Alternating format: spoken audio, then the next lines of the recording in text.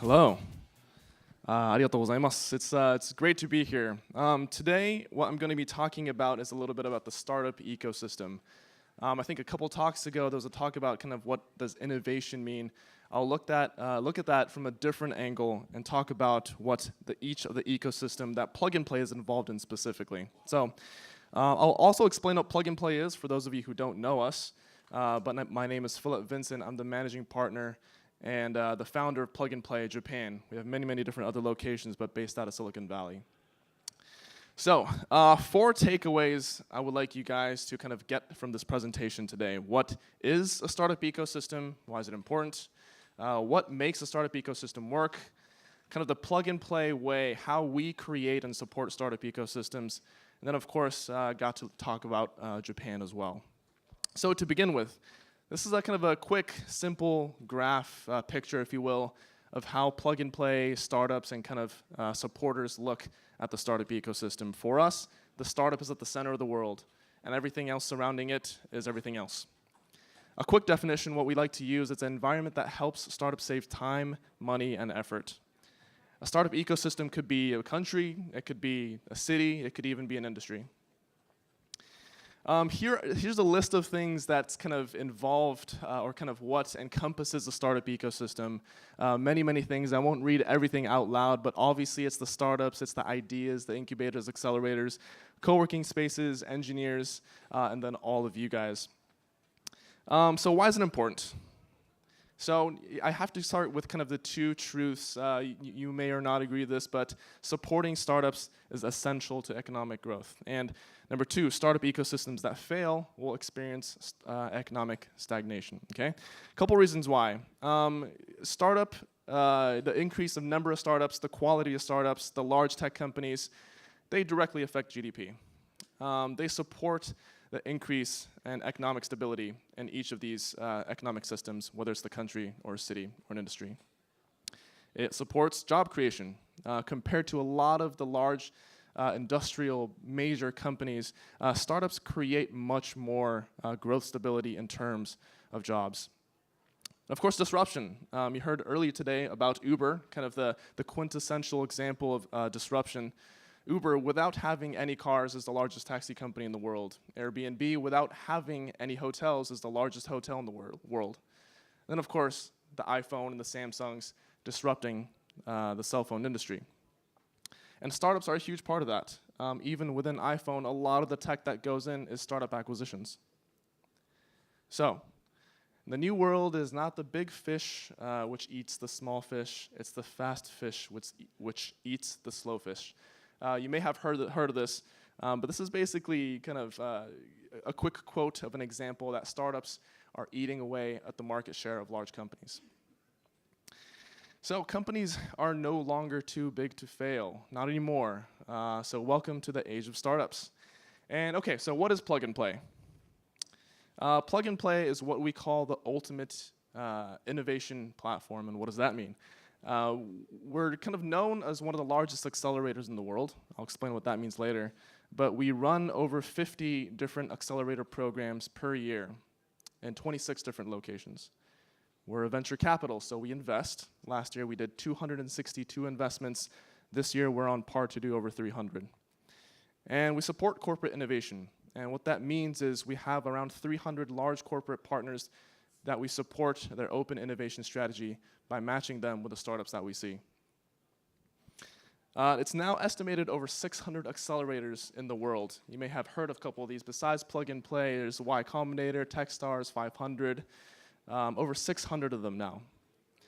And kind of a basic definition of what an accelerator is, has an application process, highly competitive, possible pre-seed investment. Some Plug and Play programs do this. A focus on small teams instead of individual founders, kind of a time-limited support. So for example, Plug and Play program is 3 months, and that's also pretty typical. And cohorts or classes are what Plug and Play calls batches. Accelerators are important. So far, they've invested over $200 million across 11,000 startups through about 600 accelerator programs. For plug and play, like I explained, we do a lot of these investments per year. Very small investments, usually seed stage. Just in Q2 of this year, we invested in 47 companies. And you may have heard of some of the companies we invested in so far, like PayPal, Dropbox, SoundHound, that are considered unicorn companies. So this is kind of our plug and play ecosystem. This is how we help and support startups. So of course you have your mentors, advisors, office space, marketing, PR, accounting, legal, networking, corporate matching, investing, kind of really anything and everything that a startup needs to go to market faster.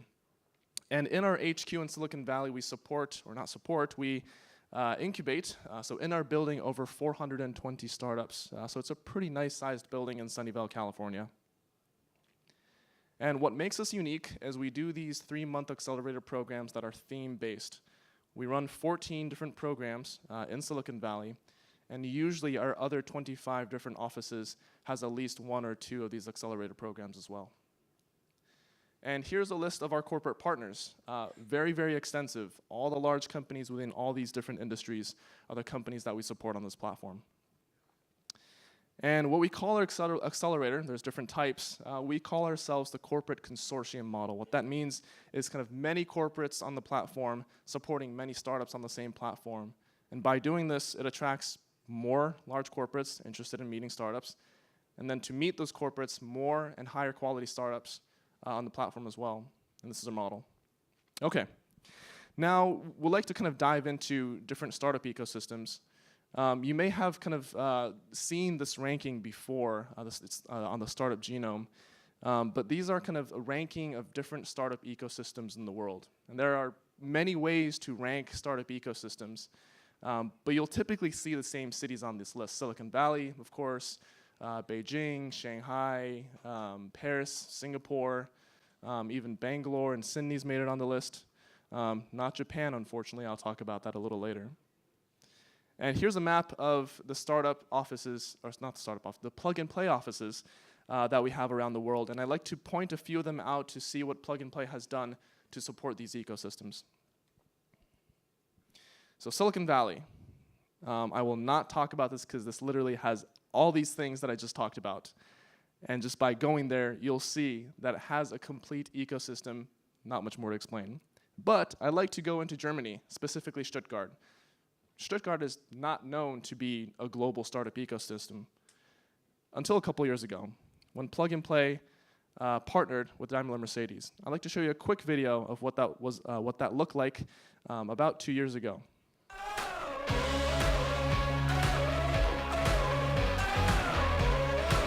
Startup Autobahn. Hello everybody and welcome to Startup Autobahn. Woo-hoo!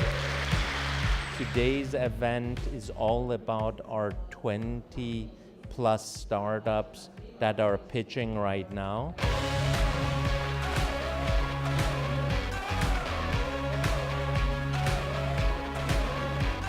We will accelerate 20 companies per year together with Mercedes, Arena 2036, and University of Stuttgart. Please welcome your host here on stage, the chairman of the board of Daimler AG, Dr. Dieter Zetsche.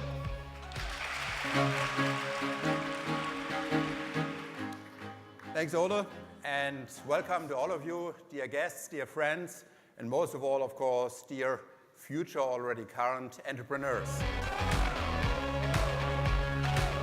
Stuttgart, I think, is a very good place, as this is kind of the Silicon Valley of the auto industry, and therefore asking for new ideas, for additional help on the way of this transformation in our industry. Stuttgart is the perfect match, bringing together OEMs in the car industry, suppliers, and universities and schools. All right. Stuttgart is the Silicon Valley of the auto industry. It's a bold statement, but they had the commitment of the company, they had the commitment of the CEO, they have the commitment about 100 staff members that directly work with this accelerator program. And of course, they kind of wanted to change the culture and mindset. I think it really starts with that. You saw the CEO of Mercedes come on with jeans and sneakers, something that you would never see before that. Very conservative company, but he understands even something as little as that could potentially change the culture and mindset of the company, make it easier for them to work with the startups. And as you know, kind of Silicon Valley, it's all about the jeans and sneakers, right? Location, this place called Arena 2036, it's a major facility on top of Stuttgart University that attracts a lot of the students to work with us and also a lot of startups from all over the world. Also a corporate consortium model, so even though this is a plug-and-play and a Mercedes program, it has 18 other partners on the platform. For example, Porsche, which Porsche is a competitor of Mercedes, but still supports each other on the same platform, just because it attracts better startups to Stuttgart. Singapore. We have a couple programs here. We have a fintech program, an insurtech program, that's insurance technology. And of course, Startup Autobahn is also with us in Singapore doing fintech. If you guys have heard of Block 71 before, one of our offices in here, a very cool kind of numerous buildings that makes up this district. It has 30 incubators, accelerators, venture capital companies, 250 startups. It hosts over 20 events per month.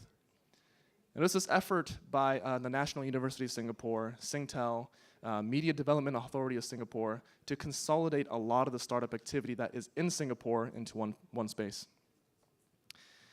So like I mentioned, National University of Singapore, INSEAD, there's a lot of kind of support within the universities creating entrepreneurship programs.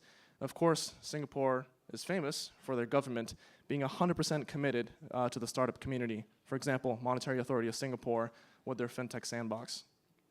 So Singapore has really kind of created this image of being a major startup ecosystem.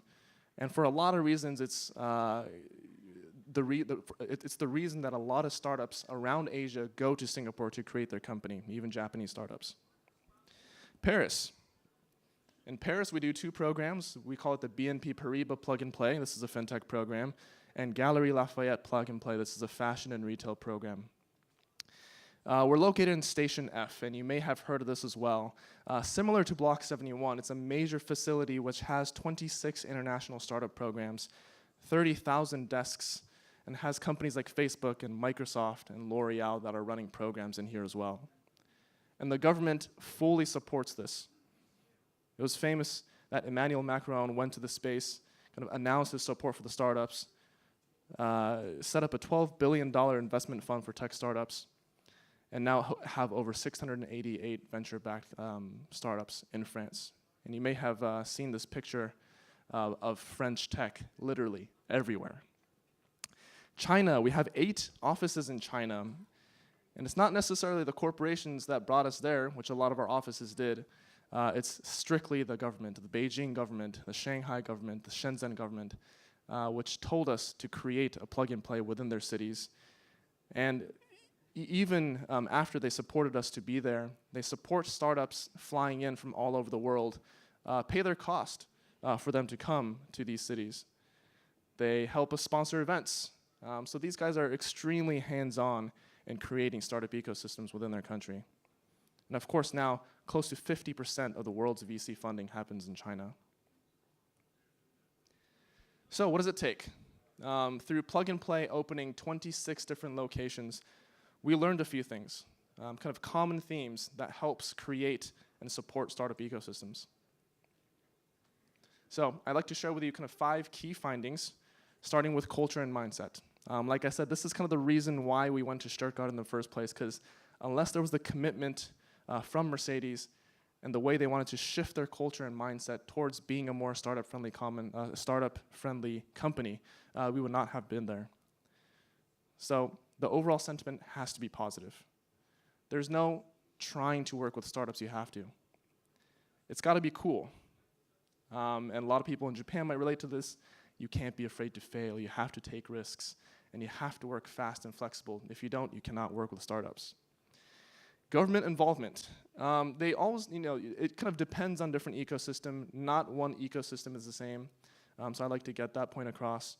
But they should be involved. Not necessarily the leaders all the time, but they should focus on facilitating innovation. They should do this by removing barriers to entry, make startup-friendly rules and regulation, empowering the entrepreneurs, startups, and the supporting ecosystem, promoting innovation, and of course, they can help shift the culture of their country or specific region.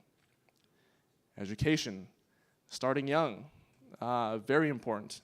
Education reform, kind of building that entrepreneurial mindset from when they're small. Of course, building programs, entrepreneurship programs, not just for building new tech or new ideas or new R&D, but to help build a culture of building future CEOs. And of course, lateral partnerships, universities and accelerators, incubators, co-working spaces, these guys should be able to partner together to create something even more fantastic. And be global, exchange programs. Students must experience other cultures, other cities, other schools to be able to broaden their horizon. Corporations, as you saw, plug-and-play partners with 250 in Silicon Valley and then 300 globally. We cannot do it without them. The corporate startup engagement is what we believe is the center of the startup ecosystem. As corporates, though, they could do some things. They could create an innovation team that their KPI is to directly support the startups and then bring them in their company. An executive sponsor, besides the CEO, extremely important. Getting the engagement of each of the business units in the company, extremely important. And of course, setting aside a budget to be able to work with these startups. If you don't have money, again, startups will not work with you. And then, of course, all the supporting ecosystem players like accelerators, incubators, co-working spaces. It's their job to be able to get all of these companies to work together. And having central locations, also pretty important. You saw Station F, you saw Block 71. I'll talk a little bit about what Bit Valley is here in Japan. And then kind of mapping out all the other supporting service companies, accounting, marketing, legal, HQ. These guys should be able to work with the startups. Okay, Japan. Plug and Play Japan was launched 1 year ago in Shibuya. Part of the reason why is because we wanted to kind of be part of this Bit Valley movement. So Shibuya is famous for being kind of the startup center in Tokyo. It has a kind of very, very nice, diverse cultural feeling that Plug and Play wanted to be a part of. And that's what one of the reasons why we're there. And in Japan right now, we run FinTech, IoT, and SureTech Mobility as our 4 vertical accelerator programs. Plug and Play, we work with a lot of Japanese corporations. So kind of the forward-thinking corporate part is really helping our platform out here in Japan. And in Japan specifically, these are our 17 companies that we work with, 3 more that we'll be announcing in the next couple weeks. And in Japan, what Plug and Play wants to do, we want to energize the Japanese startup ecosystem. We want Japan to be part of that top 20 startup ecosystem list because we think it has the potential to. We want to bring as many foreign startups to Japan, take Japanese companies to go more global, and then of course to start investing in Japanese startups as well. So far we have close to 900 investments through Plug and Play, but only 1 Japanese company, so we want to change that ratio. Okay, so I'm going to take the 5 key findings now and talk a little bit about what Japan is doing now and then what maybe it can do in the future. So in terms of culture and mindset, it's really hard, obviously, to change the Japanese culture. But we can shift it a little bit, maybe. And then also, maybe a change in mindset would help as well. But we always talk about risk and failure. And, in the startup world, this has to change. So being more, take risks, challenge, and I'm sure you hear a lot of these types of advice through these types of speaking events, but it's true. And of course, creating role models in startups, having startups go global, encourage kind of job and career changes, hoping all of you guys work with a startup someday. And kind of this negative connotation about making money in Japan too. And this is one of the reasons why startups, I think, don't explode. But go make money, guys. Government involvement. This has been going in a very good direction, I feel like. You have guys like Neto, METI, Tokyo Metro running their own accelerator program, really trying to make innovation cross-border in Japan. But what it can do, continue to work on deregulation, better sandboxes, more substantial offerings for entrepreneurs. And this is for both domestic and foreign companies. And make it much, much easier for foreign companies to come to Japan. It's quite hard. Education, more exposure to entrepreneurship programs. And this also is going in a very good direction in Japan as well. We work with, or we have various conversations with a lot of universities in Japan, but we know Tokyo University, Kyushu University, Osaka University, Kyoto University, all having investment arms and programs that help companies within their university become startups and successful ones. Forward-thinking corporations. Again, there's a lot of these, and there's a lot of companies now having a sense of urgency to be able to work with more startups. But urgency is not enough. The commitment has to go up. And of course, like I talked about before, having these innovation teams, business unit involvement, and a budget is essential. And then finally, we need to educate the startups and the entrepreneurs out there that help is available. Not just plug and play, but there are many, many accelerators and incubators and co-working spaces in Japan now that are willing and wanting to help the startups and entrepreneurs out there. And we need to help innovation in Japan become more global. But you'll probably hear this again as well, but the ecosystem, it starts with you. So hopefully you guys can get involved with the startup ecosystem, and that's the beginning of the change. That's all from me. Thank you very much.